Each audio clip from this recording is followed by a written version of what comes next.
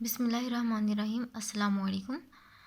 आज जो हमने टॉपिक स्टार्ट करना है उसमें हमने देखना है कि डेटाबेस डिज़ाइन कैसे किया जाता है और इसके लिए हमें क्या क्या चीज़ें चाहिए होती हैं।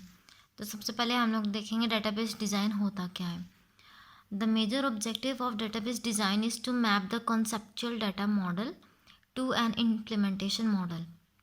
बेसिकली जो डेटाबेस डिज़ाइन करने का जो बेसिक ऑब्जेक्टिव होता है वो क्या होता है कि हम लोगों ने कॉन्सेप्चुअल डाटा मॉडल को इम्प्लीमेंटेशन मॉडल की फॉर्म में मैप करना है। ठीक है, उसको डायग्राम की फॉर्म में उसको शो करना है। ठीक है, database design is to map the conceptual data model to an implementation model. ठीक है, मेन ऑब्जेक्टिव इसका ये होता है कि हम लोगों ने कॉन्सेप्चुअल मॉडल को इम्प्लीमेंटेशन मॉडल की फॉर्म में डाटाबेस को मैप करना है, उसको पेपर वर्क के अंदर लेके आना है। A particular DBMS must be able to process this model। अब पर्टिकुलर जो डेटाबेस मैनेजमेंट सिस्टम है वो क्या करता है, वो must be able to process this model. वो इस काबिल होना चाहिए कि वो इस तरह के मॉडल को प्रोसेस कर सके। वो इस काबिल होना चाहिए कि वो इस मॉडल को प्रोसेस कर सके। The performance of DBMS must be acceptable. और जो डेटाबेस मैनेजमेंट सिस्टम यानी कि DBMS की जो परफॉर्मेंस है वो इस काबिल होनी चाहिए, must be acceptable to all users in the organization, कि वो जितने भी ऑर्गेनाइजेशन के यूज़र्स हैं उन सबको एक्सेप्ट करे। ठीक है, उसकी परफॉर्मेंस इस काबिल होनी चाहिए। The database users require complete and up to date information. जो डेटाबेस को यूज़ करने वाले लोग हैं जिनको हम डेटाबेस यूज़र्स कहते हैं, वो उनके लिए क्या चीज़ें ज़रूरी होती हैं। They required complete and up to date information. उनके पास मुकम्मल तौर पे अप टू डेट इंफॉर्मेशन होनी चाहिए और कंप्लीट होनी चाहिए, यही उसकी बेसिक रिक्वायरमेंट है। They also need the access they also need to access the information quickly and easily. इसके अलावा उनको एक और चीज़ की ज़रूरत होती है कि जब भी उनको किसी भी इंफॉर्मेशन की ज़रूरत हो तो एट वंस वो उसको रिट्रीव कर सकें और जल्दी से कर सकें रिट्रीव। ठीक है, तो इस सब के लिए जो हम मैपिंग करते हैं तो हम लोग उसको देखते हैं डेटाबेस डिज़ाइन के अंदर। ठीक है, तो सबसे पहले बात आती है इसकी डिफरेंट फेजेस की। Different phases of database development process are as follows. सबसे पहले हम लोग अगेन रिपीट कर लेते हैं कि जो हमारे पास डेटाबेस डिज़ाइन है वो क्या होता है। डेटाबेस डिज़ाइन के अंदर जो मेन ऑब्जेक्टिव होता है उसके अंदर क्या करते हैं, हम लोग उसकी मैपिंग करते हैं। Is to map the conceptual data model to an implementation model. हम कंसेप्चुअल डाटा मॉडल को एक इम्प्लीमेंटेशन मॉडल की फॉर्म में डिज़ाइन करते हैं। और पर्टिकुलर DBMS का क्या होता है, particular DBMS must be able to process this model. जो इसकी परफॉर्मेंस होती है वो all users in the organization जो है उसको एक्सेप्टेबल होनी चाहिए। तमाम यूज़र जितने भी ऑर्गेनाइजेशन में मौजूद हैं उनके लिए DBMS अफोर्डेबल होना चाहिए। वो उसकी परफॉर्मेंस उनको मतलब वो लोग एक्सेप्ट करें इस चीज़ को, ये चीज़ का ध्यान रखना पड़ता है। इसके अलावा देखना पड़ता है कि जो DBMS यूज़र्स हैं उनके पास कंप्लीट और अप टू डेट इंफॉर्मेशन हो। ठीक है, उनको इस चीज़ की ज़रूरत होती है और इसके लिए वो क्या करते हैं, वो रन टाइम पे या फिर जब भी उनको इन्फॉर्मेशन की ज़रूरत होती है so they just need to access the information quickly and easily. इस केस में हम लोग जो डाटाबेस है उसको डिज़ाइन करते हैं। तो अब बेसिकली हमें देखना है कि डाटाबेस को जब हमने डिज़ाइन करना है, डेवलप करना है, तो उसके डिफरेंट फेजेस कौन कौन से हैं। तो सबसे पहले तो बात की जाती है इसकी प्लानिंग की। तो प्लानिंग में क्या चीज़ देखते हैं, the planning starts when a customer request to develop a database system. Planning तब स्टार्ट होती है जब कस्टमर जो है वो डेटाबेस सिस्टम को डेवलप करने की रिक्वेस्ट देता है। कस्टमर चाहता है कि उसके लिए एक डेटाबेस सिस्टम को बनाया जाए। तो जब डेटाबेस सिस्टम को बनाया जाएगा तो ये उसकी रिक्वेस्ट होगी और एज ए कस्टमर डेवलपर को रिक्वेस्ट करेगा। It consists of various activities. These activities are used to identify the resource needed to develop the system. अब जब भी हम लोगों ने डेटाबेस सिस्टम को डेवलप करना है और कस्टमर की रिक्वायरमेंट को देखते हुए डेवलप करना है, क्योंकि जब कस्टमर को ज़रूरत पेश आई, जब उसको फ़ील हुआ कि मुझे डेटाबेस जो है सिस्टम की ज़रूरत पड़ गई है, अब उसके लिए प्लानिंग वहाँ से शुरू हो जाती है। डेवलपर के लिए प्लानिंग वहीं से स्टार्ट हो जाती है। और जब डेटाबेस सिस्टम को बनाया जाने लगता है तो उसके अंदर वेरियस एक्टिविटीज़ इन्वॉल्व होती हैं। अब जो एक्टिविटीज़ होती हैं वो आइडेंटिफाई करती हैं कि किस किस किस्म के रिसोर्सेज की ज़रूरत पड़ेगी, किस किस किस्म के रिसोर्सेज की रिक्वायरमेंट होगी सिस्टम को डेवलप करने में। तो प्लानिंग के अंदर हम लोग इस चीज़ को मद्देनज़र रखते हैं कि सिस्टम जो बनाने जा रहे हैं हम लोग, उसके लिए क्या क्या चीज़ें रिक्वायर्ड हैं और किन किन रिसोर्सेज की जो है हमें नेक्स्ट में इन फ्यूचर डेवलपिंग में ज़रूरत पड़ेगी। It also identifies the time limit for the completion of the system.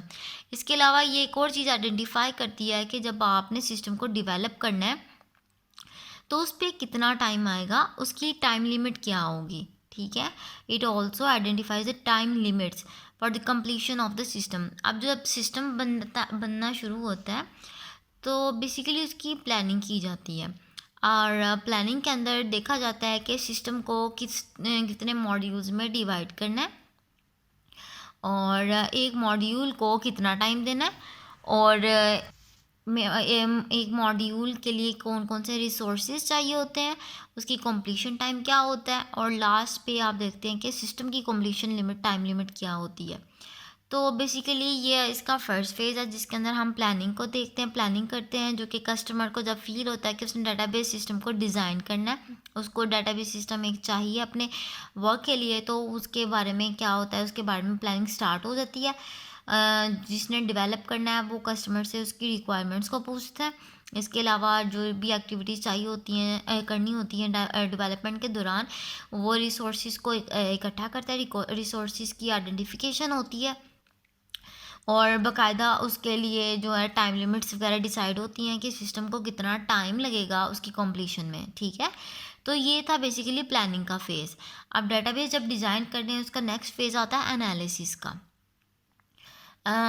Analysis के बारे में आपको बताया था, एनालिसिस होता है कंपैरिजन, जब आप किसी चीज़ के अंदर के डीप लर्निंग करें, डीप स्टडी करें उसे। ठीक है, तो जो द एनालिसिस का फेज़ होता है उसमें क्या होता है, the analysis phase is use to study the current system in detail. इसमें क्या होता है कि जो करंट सिस्टम है, जो ऑलरेडी एग्जिस्टिंग सिस्टम है, उसके बारे में डिटेल में स्टडी करना, that is the analysis phase. अब उसकी स्टडी क्यों करनी होती है, किस पर्पस के लिए करनी होती है, ये सारा कुछ हमने देखना होता है एनालिसिस के अंदर। It identifies how the current system works.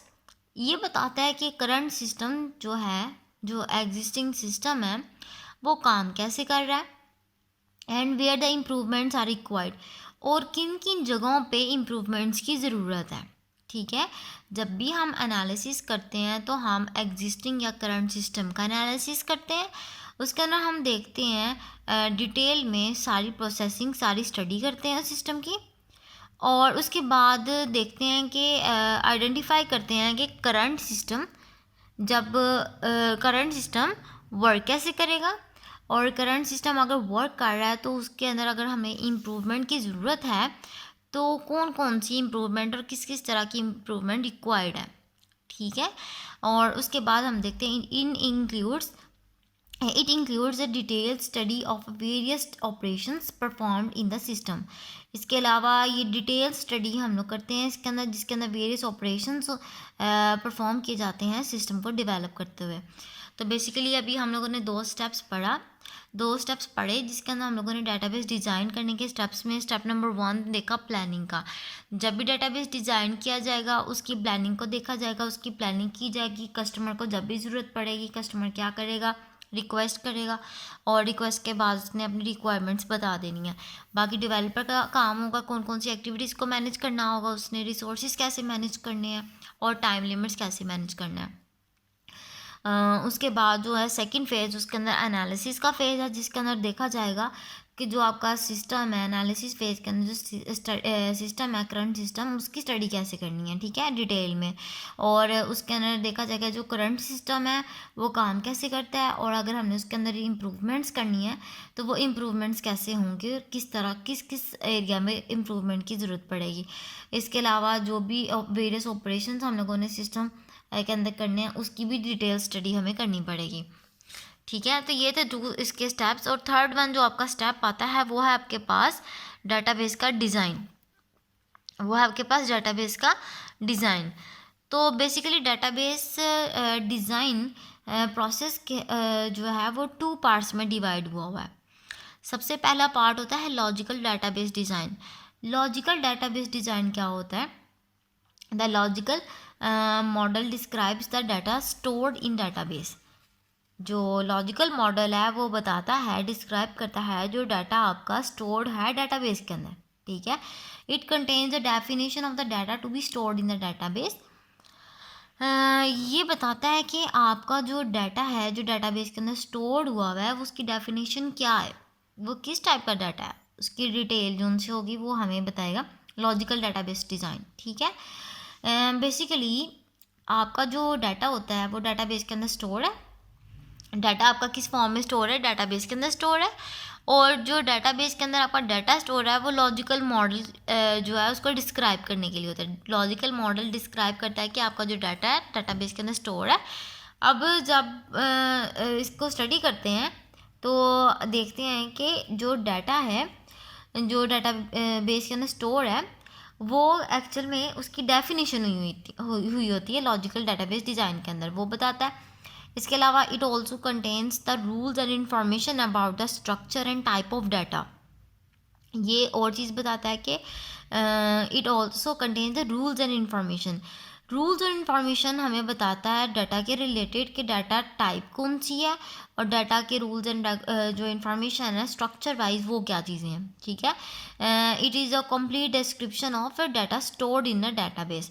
In short जो डाटा के बारे में कंप्लीट डिस्क्रिप्शन, कंप्लीट डिटेल होती है वो डाटाबेस के अंदर जो स्टोर होती है वो हमें लॉजिकल डाटाबेस डिज़ाइन बताता है।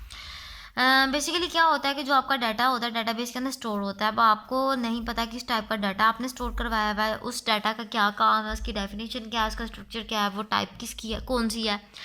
तो बेसिकली जब आप इन सारी चीज़ों को देखते हैं तो उसके लिए जब कोई मॉडल तैयार करते हैं तो मॉडल को हम कहते हैं लॉजिकल डाटाबेस डिज़ाइन। तो डाटाबेस डिज़ाइन के अंदर जो लॉजिकली हम डाटाबेस डिज़ाइन करते हैं उसके अंदर हम लोग डाटा के बारे में देखते हैं कि डाटा आपका किस किस टाइप का है और डाटा के लिए कौन कौन सी डिस्क्रिप्शन है, कौन कौन सी डिटेल्स हैं। उसके बाद बात आती है, वीडियो पसंद आई तो लाइक करें, अपनी राय कमेंट करें। ऐसे ही मजीद वीडियोस के लिए हमारा चैनल सब्सक्राइब करें और बेल का आइकन दबाएं ताकि आपको हर वीडियो का नोटिफिकेशन मिलता रहे।